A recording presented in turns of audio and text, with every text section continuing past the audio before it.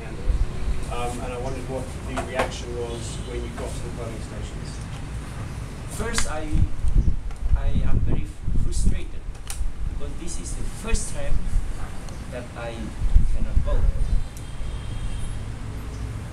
I am not only a voter, but I am an elected representative of the people. But each term I got elected, and this time I couldn't even vote, so I was very frustrated. I said that I have accompanied my wife.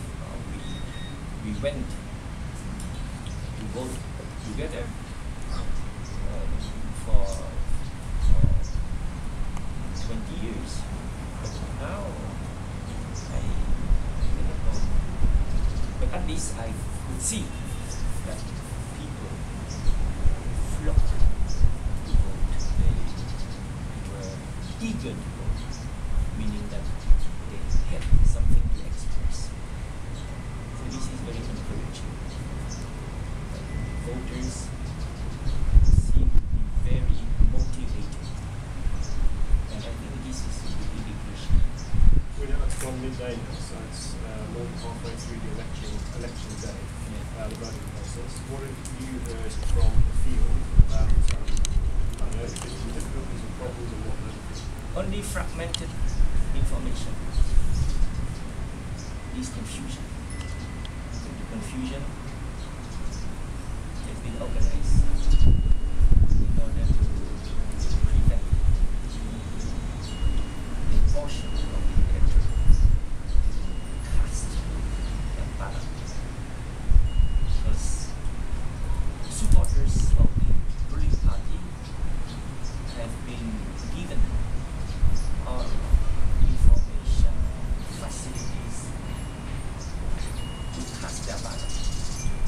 Relevant information, which polling station, their name on voter list with what serial number. So for supporters of the ruling party, with the support of the whole CPP machinery, state apparatus, network, so they could vote easily. So the CPP usually mobilize 100% of its forces for the ruling party, whereas the opposition faces obstacles. Every program created by the ruling party precisely in order to reduce votes for the opposition. Opposition supporters lost their names, which have been deleted from voter lists. The polling station has been changed from one location to another. They face administrative harassment. Lack of that is just pretext to prevent them from voting. And there are new problems this time with ink, which is supposed to be independent, which is not, and be removed easily. This has been done in public. And if we combine this with the fact that we have discovered hundreds of thousands of duplicate names, one person has his or her name twice or even more frequently at different locations. So the same person could either go to vote more than once at different polling stations, or he votes only once, but his name being at another polling station will be used by another CBP supporter. this is really manipulation, large scale manipulation.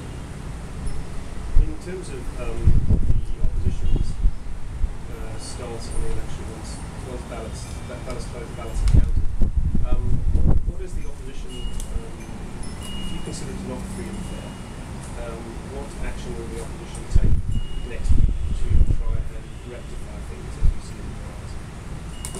We have to assess the scale of the cheating ballot tampering. Where, how, who does it affect most? So we have to assess this, and then we will come to the conclusion that the will of the people has been distorted, of course, but to what extent, and whether the will of the people has not been reversed. So our reaction will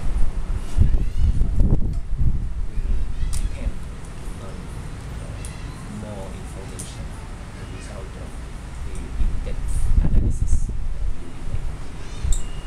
Did you expect to be able to vote? Did you expect to be able to vote when they pardoned you? Me personally? Yeah. When you came back, did you think they would let you vote or not? No. I would come back anyway.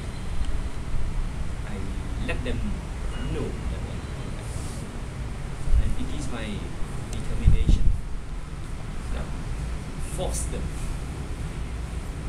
to let me in peacefully because they want to save their face. I will be a source of embarrassment. They will be much embarrassed to arrest me. But I'm prepared. I was prepared to be arrested. Why are people less scared this election compared to 2003, 2008? Even not just the youth, but even people within ministries are speaking out. What's the reason for this? I think we have reached a threshold. Normally, if you get 30%, it starts to be significant. But when they speak among themselves, they realize that opposition supporters form a much larger group than them. So they have more confidence in their movement. One of the issues that's particularly prominent right now, and seems to be anyway, every year for a number of years, is concern of violence, particularly of ethnic Khmer's against ethnic Vietnamese. What are your thoughts about that? Because one of your campaign issues has been the topic of ethnic Vietnamese. And if I can add to Rob's comment, in fact, I got a phone call this morning that in Cambodge province, in one commune, ethnic Vietnamese voters are being prevented from entering the polls because their vote forcibly prevented. It's not the first time. The previous election, same incident happened at the same place. Cambodge. In Cambodge, it's I don't remember myself the name, but that place, Wat Champa. Yes, that's right. It's the temple. The Wat Champa. So my question is what are your thoughts about that, the risk of violence between ethnic Khmer and We ethnic have Vietnamese? made an appeal on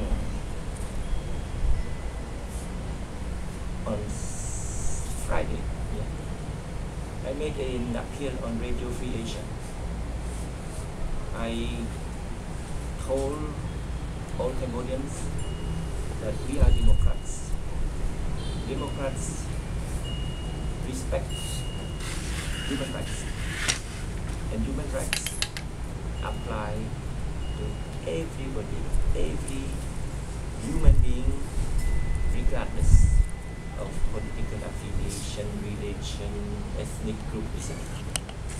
So I urge them not to be so resort to any form of violence and not to touch at any hair of anybody, only the hair.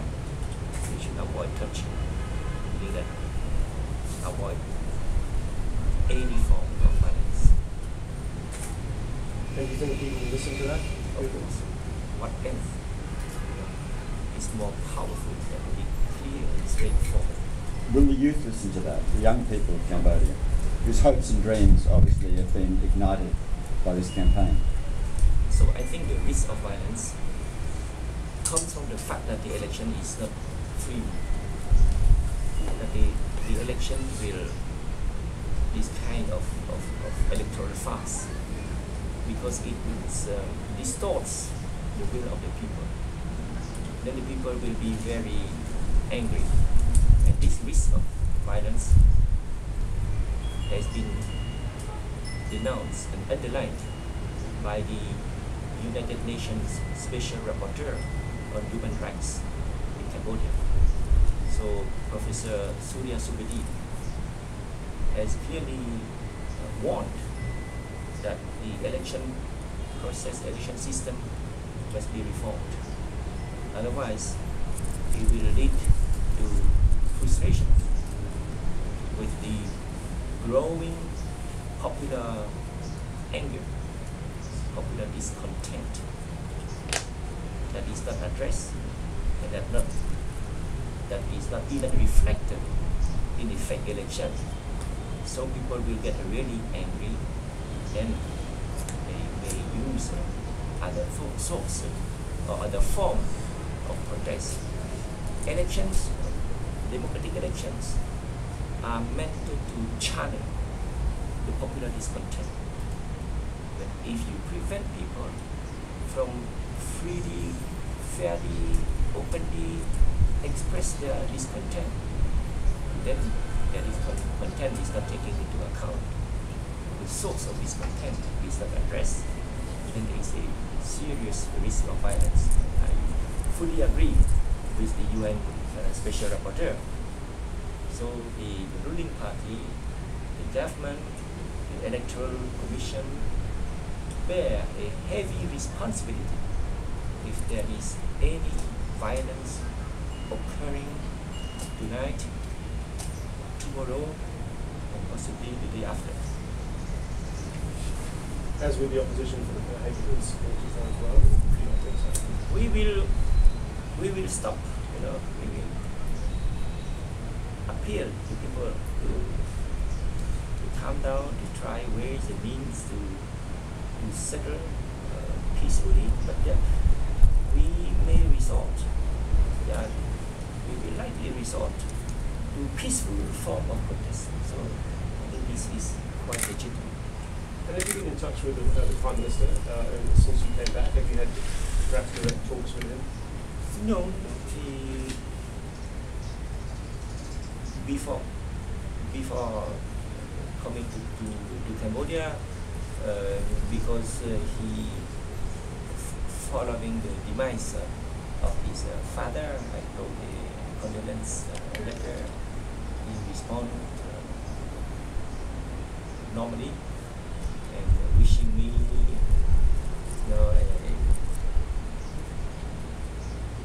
wishing me that I could resume my political role in Cambodia. So this is just being polite. But when it comes to the substance of power sharing or anything like that, no, I don't want to get involved in any form of negotiation regarding power sharing scheme of any sort.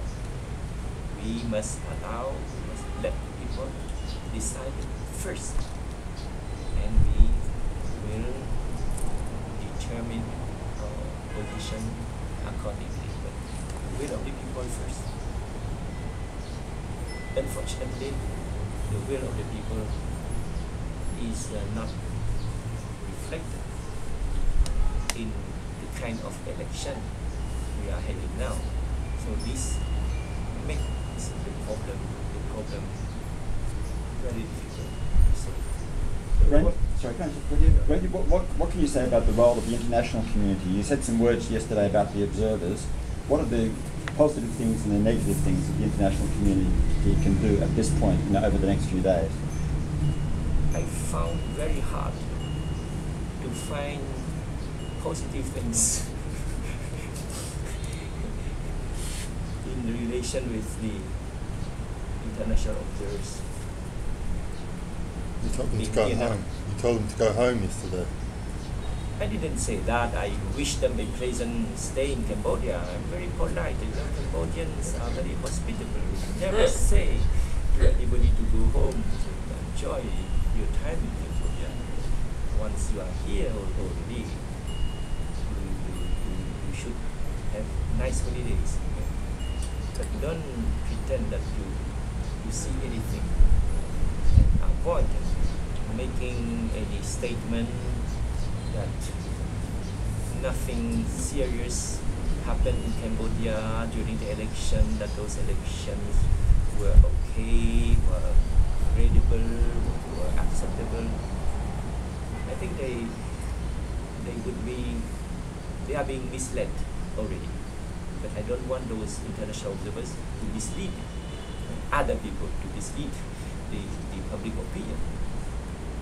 Can you tell us what was said in your meeting with the US ambassador on Friday? What was discussed there? No. Any indication at all what was discussed? No.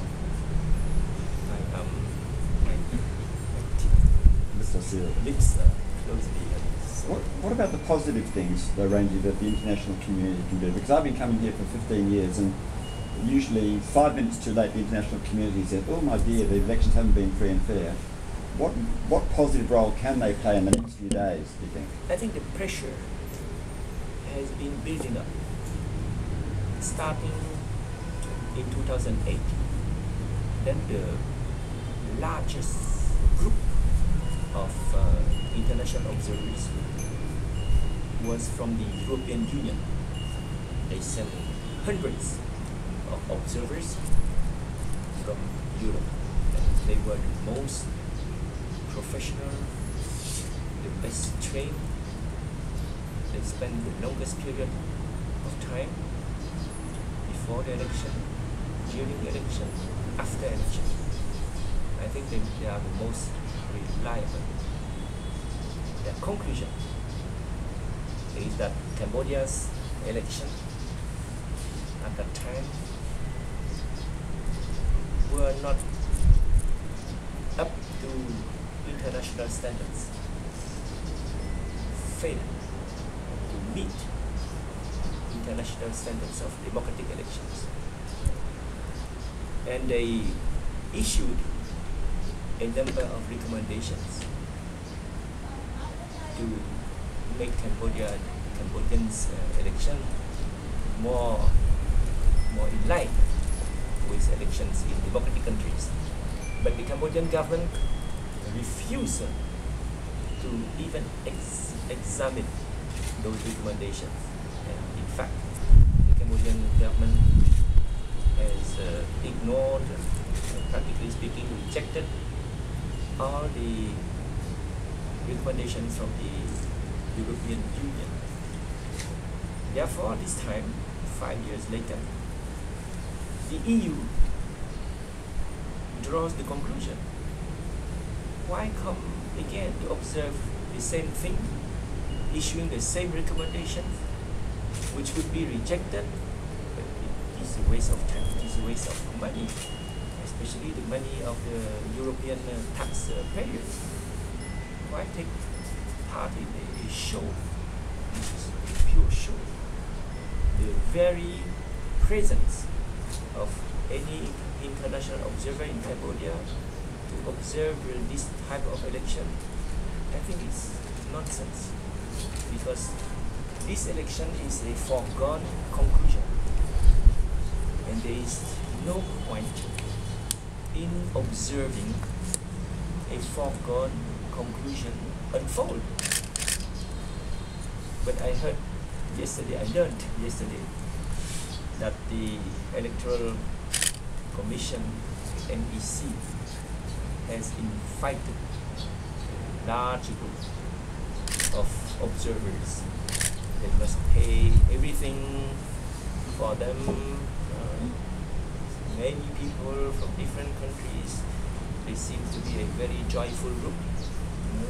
So I think Cambodia is a good place to spend a couple of days or weeks for holidays. But I hope that they would refrain from making any remarks that would help legitimize something that is just unacceptable. Regardless of the result, does this election already feel like a success for the CNRP? Sorry? Does it feel like a success for the CNRP, regardless of the result? Just the campaign and all the support? No, we take part in this election, knowing that it is not a real election. Our decision to take part in this election is because we want to be with the people. We know that the people want a change, and they say it more and more loudly, and they come in greater and greater number to express their frustration and to express their desire for a change. So since we cannot fight, we don't have the possibility to ensure free and fair election. We have to accompany the people in this uphill and terribly unfair battle. But we are with the people. And given these circumstances, anything, whatever small, we will make will be a big achievement. Can I ask, even though you say the results are a foregone conclusion, do you, and the elections are rigged already against the CNRP, do you expect that you will still get many more seats in Parliament this time around? More. I don't say how many, or I don't say even many more, but I say more, definitely. Because all things being equal, the popular support has grown to an extent that it must be reflected in some way in the final results. I say everything being equal, everything else being equal. Suppose that they cheat in the same way, so because we have more seats in the first place, the end result will be also higher. Unless they cheat more, they rigged more than before in order to compensate for the increase of popular support in our favor. Anything is possible. This is why I refrain from making prediction. It would be very, I think, doesn't help to make prediction like that. Rainsy, can I ask one question? For people who in different parts of the world that don't even know where Cambodia is, and there's quite a few of those, explain very briefly, why did you go into exile? Why were you sent into exile? Why is there was there an 11-year jail sentence hanging over your head? Well, I had been in exile 4 times in my life. The first time was when I was 16. Because my family, the whole of my family had been involved in politics. And in Cambodia, the fate of an opposition politician is either death, jail, or exile. I think exile is nothing compared to death. And exile is better than jail in the sense that you have the freedom to fight. And jail in Cambodia, in communist countries, is not jail like house arrest in Burma. There is a difference, big difference between Burma, Myanmar, and Cambodia. Burma is an independent country, and all Burmese, regardless of their political affiliation, I think they love their country. Eventually they will come to an agreement because they are defend national interests. This is not the case with Cambodia. So you think Burma is now freer than Cambodia? We all upload democratic gains in Burma. But we have to deplore the fact that Cambodia is going the opposite way. Cambodia is becoming Burma as Burma used to be a few years ago.